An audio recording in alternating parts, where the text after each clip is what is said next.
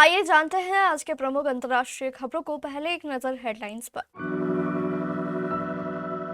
Iran पर America Israel के हमले ने कैसे बढ़ाई भारत की मुश्किलें। पीएम का एयरक्राफ्ट हवा में, ऐसा हमला होता तो कौन जिम्मेदार होता। ईरान पर इजराइल अटैक को लेकर ओवैसी ने मोदी से किया सवाल। पीएम मोदी के कार्यक्रम के दौरान सियासी घमासान, झारखंड में मंच पर भिड़े स्वास्थ्य मंत्री और केंद्रीय मंत्री। रूस के साथ रिश्ते पर नहीं होगा असर, अमेरिका के साथ व्यापार समझौते पर बोले रक्षा सचिव। पाकिस्तान अफगानिस्तान युद्ध, धमाकों से गूंजा काबुल, पाकिस्तानी फाइटर जेट पर तालिबान लड़ाकों की फायरिंग। एलपीजी सिलेंडर महंगा, आज से देश में लागू हुए बदलाव। चेक बाउंस केस में राजपाल यादव ने दिया बयान।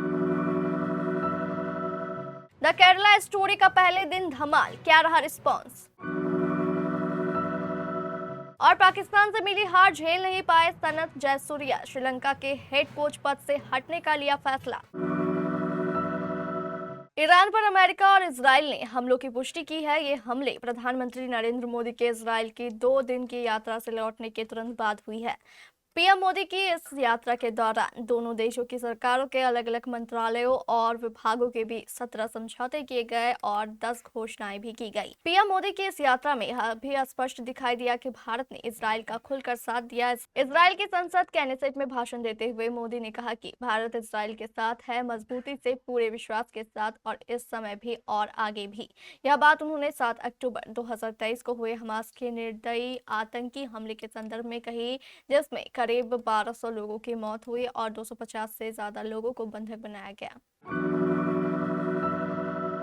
ईरान पर इजराइल के हमले को लेकर विपक्ष की तरफ से पीएम मोदी पर सवाल उठाया जा रहा है। एआईएमआईएम चीफ ने इजराइल की तरफ से हमले को लेकर भारत को जानकारी देने को लेकर पीएम मोदी पर सवाल उठाया है। वैसे का हमले के दौरान पीएम मोदी के एयरक्राफ्ट के आसमान पर होने और पीएम मोदी के दौरे को लेकर भी सवाल उठाया।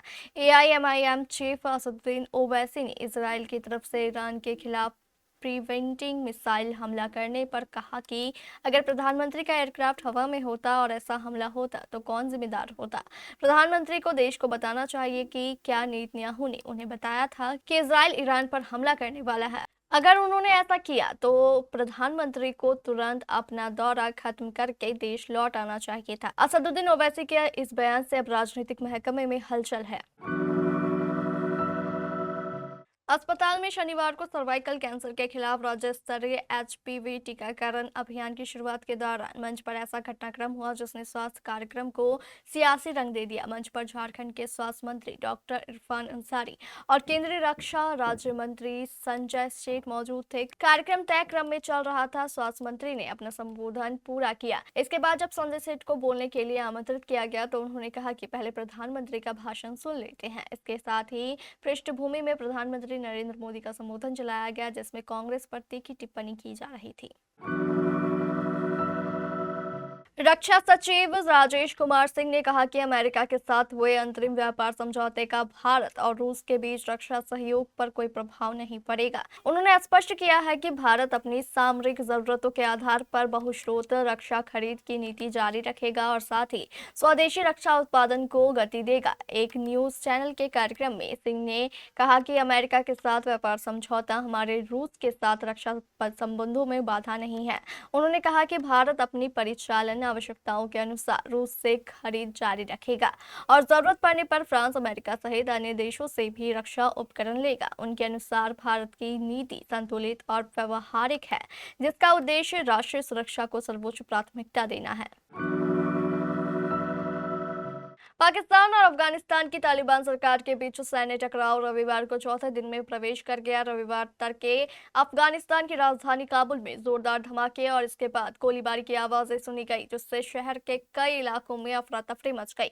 हालांकि तालिबान अधिकारी का कहना है कि काबुल में पाकिस्तानी विमानों के खिलाफ एयर डिफेंस कार्रवाई की गई है। राजधानी के नागरिकों को घबराने की कोई जरूरत नहीं है। पाकिस्तान और अफगानिस्तान के बीच इस लड़ाई से दक्षिण और मध्य एशिया में एक नए क्षेत्रीय संकट की आशंका गहराने लगी है। दोनों पड़ोसी देशों के बीच सीमा पार हवाई हमलों, जमीनी झड़पों और जवाबी कार्रवाइयों ने हालात को इस हद तक तनावपूर्ण बना दिया है कि कई वैश्विक शक्तियों ने तत्काल बातचीत की अपील की है।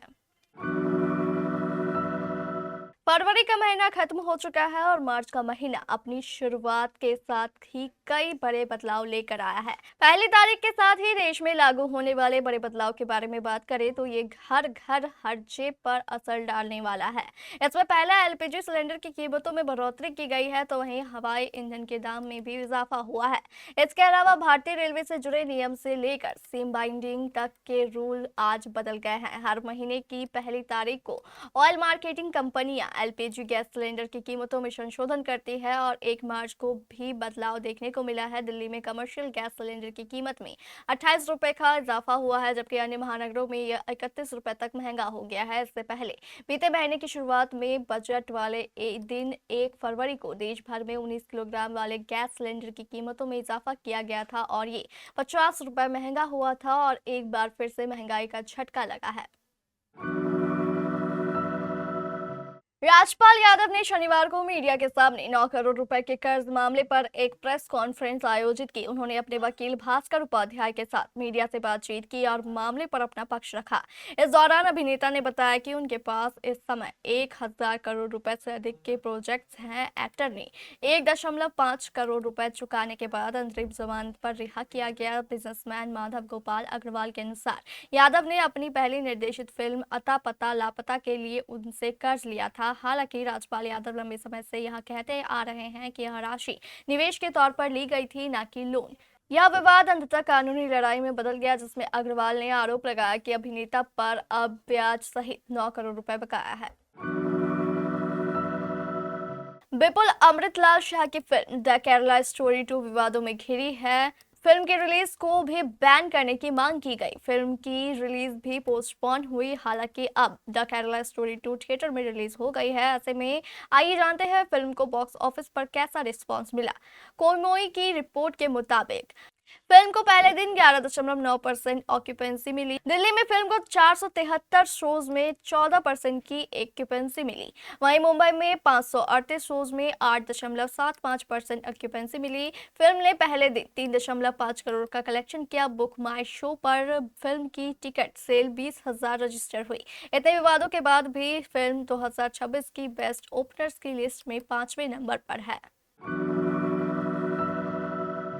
श्रीलंका को टी20 वर्ल्ड कप 2026 में सुपर 8 के अपने आखिरी मैच में पाकिस्तान से 5 रन की हार मिली। इस हार के बाद श्रीलंका के हेड कोच सनत जयसूर्या ने अपने बयान में कहा कि वह श्रीलंका के कोचिंग पद से हटना चाहते हैं। बता दें कि श्रीलंका ने इस टी20 वर्ल्ड कप में अच्छी शुरुआत की थी, ऑस्ट्रेलिया को हराया था। हालांकि जिम्बाब्वे से ग्रुप स्टेज में हारने के बाद मानो उनकी उल्टी गिनती शुरू हो गई। सुपर 8 में श्रीलंका एक भी मैच नहीं जीत पाई। उनको न्यूजीलैंड, इंग्लैंड और पाकिस्तान तीनों से हार का सामना करना पड़ा।